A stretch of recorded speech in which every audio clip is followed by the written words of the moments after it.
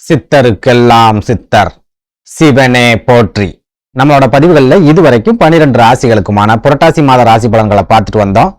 இனி வரக்கூடிய பதிவுகளில் 12 ராசிகளுக்குமான வக்ர குரு பயிற்சி பலன்களை பார்க்க இருக்கிறோம். அந்த வகையில நம்மளோட இந்த பதிவுல ராசி கட்டத்துல 7வது ராசியா இருக்கக்கூடிய காற்று ராசியான துலா ராசிக்கு குரு பகவானோட இந்த வக்ர பயிற்சி என்ன மாதிரியான யோகங்களை கொடுக்கும், என்ன மாதிரியான அதிர்ஷ்டங்களை கொடுக்கும் அப்படிங்கறத பத்தியும், இந்த வக்ர குரு பயிற்சி காலத்துல துலா ராசி அன்பர்கள் என்னென்ன விஷயங்களை செய்யலாம், என்னென்ன விஷயங்களை செய்யவே கூடாது அப்படிங்கறத பத்தியும், குரு பகவானோட இந்த வக்ர பயிற்சியால துலா ராசிக்காரங்களுக்கு ஏதாவது ஆபத்துக்கள் வருமா, ஒருவேளை ஆபத்துக்கள் ஏதாவது வருது அப்படின்னா அந்த ஆபத்துக்களை தவிர்க்கிறதுக்கு நம்ம என்ன செய்யணும் அப்படிங்கறத பத்தி எல்லாம் கொஞ்சம் சுருக்கமா பார்க்க போறோம். அதனால துளாராசி அன்பர்கள் இந்த வீடியோவை கொஞ்சம் கூட ஸ்கிப் பண்ணாம கடைசி வரைக்கும் முழுமையா பாருங்க. நீங்க வீடியோவை முழுமையா பார்த்தா மட்டும்தான் இந்த வீடியோல நான் என்ன சொல்லியிருக்கேன் அப்படிங்கறதே உங்களுக்கு புரியும். அப்படி புரிஞ்சுக்கிட்டு அதுக்கு தகுந்த மாதிரி உங்க வாழ்க்கையில ஒரு சில மாற்றங்களை நீங்க செஞ்சுக்கிட்டீங்க அப்படின்னா கண்டிப்பா உங்களுக்கு வரக்கூடிய பெரிய அளவிலான ஆபத்துக்கள்ல இருந்து உங்களால தப்பிச்சுக்க முடியும். அதனால துளாராசி அன்பர்கள் வீடியோவை முழுமையா பாக்குறதுக்கு முயற்சி பண்ணுங்க. அதுக்கு முன்னாடி நம்ம சேனலை நீங்க இப்பதான் முறையா பாக்குறீங்க அப்படின்னா தயவு செஞ்சு சப்ஸ்கிரைப் பண்ணிக்கோங்க. இந்த வீடியோ உங்களுக்கு பிடிச்சிருந்தா மறக்காம அந்த லைக் பட்டனையும் தட்டி விட்டுருங்க. அதை விட முக்கியமா உங்களை மாதிரியே அதிர்ஷ்டமே இல்லாத ஒரு வாழ்க்கையை வாழ்ந்துட்டு வரக்கூடிய துளாராசிக்காரங்க உங்க நட்பு வட்டாரத்திலேயோ அல்லது சொந்த பந்தத்திலேயோ இருக்காங்க அப்படின்னா அவங்களுக்கு நம்ம வீடியோவை மறக்காம ஷேர் பண்ணி விட்டுருங்க. துளாராசியை பொறுத்த வரைக்கும் குரு பகவான் உங்களோட லக்கி பிளானட் கிடையாது, ஒரு அன்லக்கி பிளானட். உங்க ராசிக்கு அவர் ஒரு பகை கிரகம், ஒரு அன்பேவரபிள் பிளானட் அப்படிங்கறதால குரு பகவானால உங்களுக்கு அளவு கூட நல்ல விதமான பலன்கள் அப்படிங்கிறது கிடைக்காது.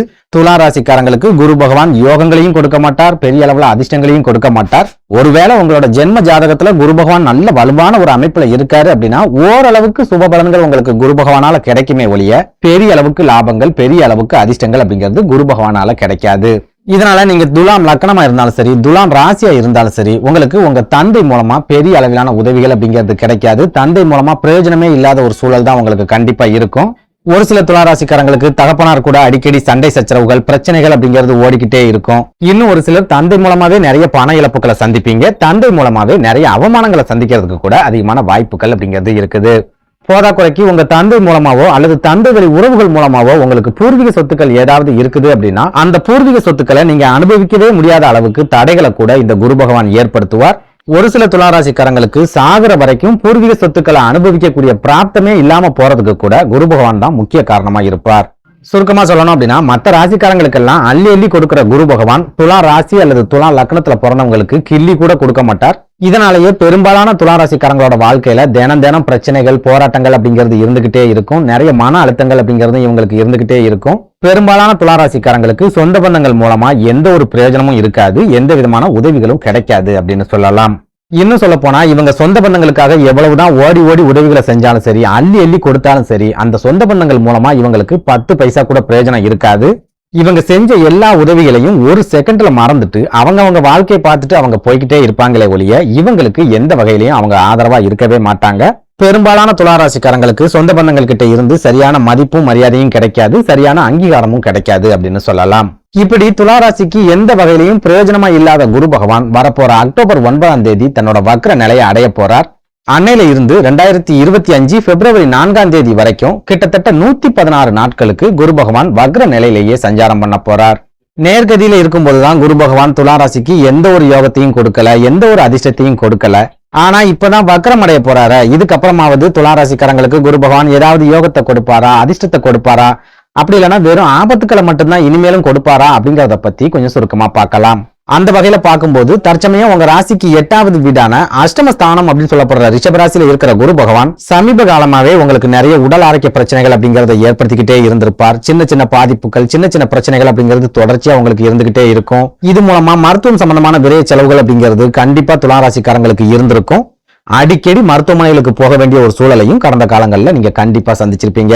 சப்போஸ் உங்களோட உடல் ஆரோக்கியத்துல எந்த விதமான பாதிப்புகளும் ஏற்படல அப்படின்னாலும் அஷ்டமஸ்தானத்துல இருக்கிற குரு பகவான் உங்களுக்கு சின்ன சின்ன விபத்துக்களை ஏற்படுத்தி விட்டிருப்பார், ரத்த காயங்களை ஏற்படுத்தி இருப்பார், பெரிய அளவுல மன கவலைகளை ஏற்படுத்தி விட்டிருப்பார். நீங்க எதுக்கு கவலைப்படுறீங்க, ஏன் கவலைப்படுறீங்க அப்படிங்கிறது உங்களுக்கே தெரியாது. ஆனா சதா சர்வகாலமும் கவலை அப்படிங்கிறது உங்க மனசுக்குள்ள இருந்துகிட்டே இருக்கும்.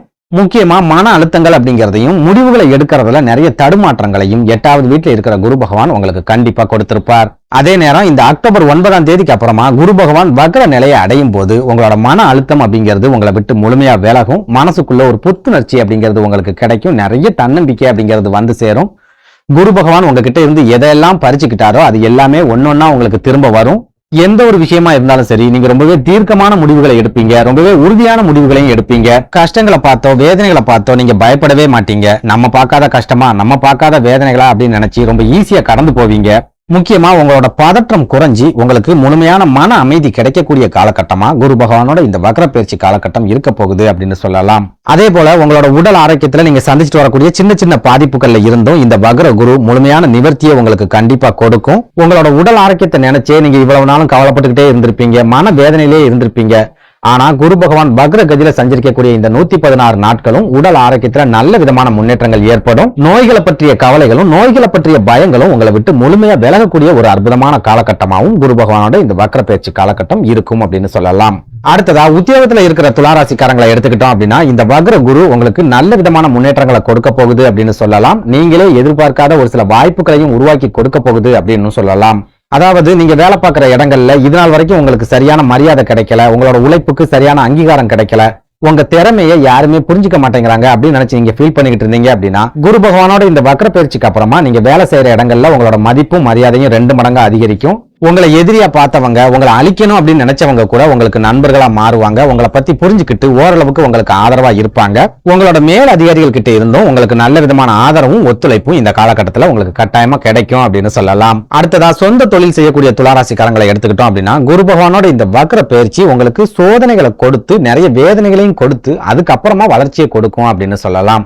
அதாவது தொழில் சம்பந்தமா நீங்க எந்த ஒரு முயற்சியை எடுத்தாலும் சரி, நீங்க எடுக்கக்கூடிய முயற்சிகள்ல தொடர்ச்சியா முட்டுக்கட்டைகள் அப்படிங்கிறது விழுந்துகிட்டே இருக்கும். உங்க குடும்பத்துல இருக்கிறவங்களே தொழில் சம்பந்தமா உங்களுக்கு எந்த வகையிலயும் ஆதரவா இருக்க மாட்டாங்க, உங்களுக்கு எதிராக தான் நிப்பாங்க. நீங்க யாரையெல்லாம் முழுமையா நம்புறீங்களோ அவங்க கூட உங்களுக்கு இக்கட்டான நேரங்கள்ல எந்த உதவியுமே செய்யாம ஒதுங்கி போற மாதிரியான ஒரு சூழலையும் இந்த வக்ர குரு பயிற்சி ஏற்படுத்தி கொடுக்கும். அதே நேரம் இந்த தடங்கல்களையும் இந்த முட்டுக்கட்டைகளையும் தாண்டி நீங்க தொடர்ச்சியா முயற்சி பண்ணும்போது கண்டிப்பா உங்களுக்கான வெற்றி அப்படிங்கிறது குரு பகவான் அருளால கிடைக்கும். தொழில்ல நீங்க அடுத்த கட்டத்தை நோக்கி முன்னேறக்கூடிய வாய்ப்புகளும் இந்த வக்ர குரு பயிற்சி காலத்துல உங்களுக்கு வந்து சேரும் அப்படின்னு சொல்லலாம். அதே நேரம் உங்களோட உடல் ஆரோக்கியத்துல பெரிய அளவிலான பாதிப்புகள் இருக்காது அப்படின்னாலும் உங்களோட குடும்ப வாழ்க்கையில பெரிய அளவிலான பிரச்சனைகளும் மனக்கசப்புகளும் ஏற்படக்கூடிய ஒரு காலகட்டமாவே குரு பகவானோட இந்த வக்ர பயிற்சி காலகட்டம் இருக்க போகுது. குடும்ப வாழ்க்கையில நிம்மதி இல்லாத ஒரு சூழலையும் நிறைய மன அழுத்தத்தையும் கூட இந்த காலகட்டத்துல நீங்க சந்திக்க போறீங்க அப்படின்னு சொல்லலாம். குறிப்பா திருமணமான துளாராசிக்காரங்க கணவன் மனைவிக்கிடையே புரிதல் இல்லாம போறதால இந்த காலகட்டத்துல நிறைய சண்டை சச்சரவுகளை சந்திப்பீங்க. ஒரு சில துளாராசிக்காரங்க தற்காலிக பிரிவுகளை சந்திக்கிறதுக்கு கூட அதிகமான வாய்ப்புகள் இருக்குது. அதுவே திருமணம் ஆகாத துளாராசிக்காரங்களா இருக்கீங்க அப்படின்னா உங்க தந்தை கூட பெரிய அளவிலான வாக்குவாதங்கள் அப்படிங்கிறது இந்த காலகட்டத்தில் ஏற்படும். நீங்க என்னதான் உங்க தந்தையை அனுசரிச்சு போகணும், புரிஞ்சு போகணும் அப்படின்னு நினைச்சாலும் உங்க தந்தை உங்களுக்கு ஏட்டிக்கு போட்டியா தான் எல்லா விஷயங்களையும் செய்வாங்க. உங்க கூட பெரிய அளவுல அனுசரணையா உங்க தந்தை இருக்கவே மாட்டாங்க அப்படின்னு சொல்லலாம். அதே போல குரு பகவான் வக்ர கதியில சஞ்சரிக்கக்கூடிய இந்த காலகட்டத்துல ஒரு சில துளாராசி அன்பர்களுக்கு வீடு வாங்கக்கூடிய யோகம் உண்டாகும். இன்னும் ஒரு சிலருக்கு வீடு கட்டக்கூடிய யோகம் உண்டாகும். அதே சமயம் நான் முன்னாடியே சொன்ன மாதிரி குரு பகவான் உங்க ராசிக்கு ஒரு அன்ஃபேவரபிள் பிளானட் அப்படிங்கறதால நீங்க வீடு கட்டுறதா இருந்தாலும் சரி அல்லது வீடு வாங்குறதா இருந்தாலும் சரி கட்டாயமா நில தகராறு அப்படிங்கிறது ஏற்படும். நிறைய பிரச்சனைகளுக்கும் நிறைய போராட்டங்களுக்கும் மத்தியில தான் நீங்க வீட்டை கட்ட முடியும், அப்படி இல்லைன்னா வீட்டை வாங்க முடியும் அப்படின்னு சொல்லலாம். நன்றி, வணக்கம்.